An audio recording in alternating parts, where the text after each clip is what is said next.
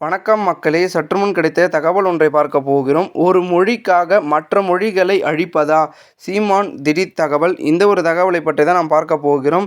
தகவலை பார்ப்பதற்கு முன்னதாக நீங்கள் நம்மளுடைய சேனலுக்கு புதிய பார்வையாளர்களாக இருந்தீர்கள் என்றால் மறக்காமல் நம்மளுடைய சேனலை சப்ஸ்கிரைப் செய்து வைத்துக் கொள்ளுங்கள் மக்களே. தற்பொழுது 10,000 பேர் கூட பேசாத ஒரு மொழியை வளர்த்து மற்ற தேசிய இனங்களின் தாய்மொழியை அழிப்பதை எப்படி ஏற்பது என சீமான் கேள்வி எழுப்பியுள்ளார்.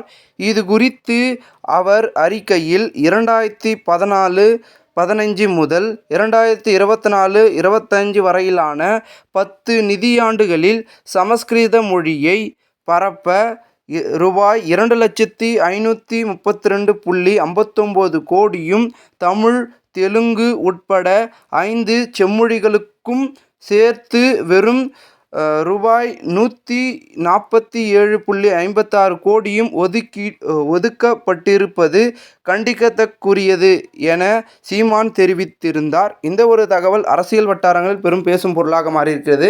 இந்த ஒரு தகவலை குறித்த பொதுமக்கள் உங்களுடைய கருத்துக்களை கூறுங்கள். இதுபோன்ற நீங்கள் அரசியல் சார்ந்த நிகழ்வுகளாம் தினசரி தெரிந்து கொள்ள நம்மளுடைய சேனலை சப்ஸ்கிரைப் செய்து வைத்துக் கொள்ளுங்கள். நன்றி, வணக்கம்.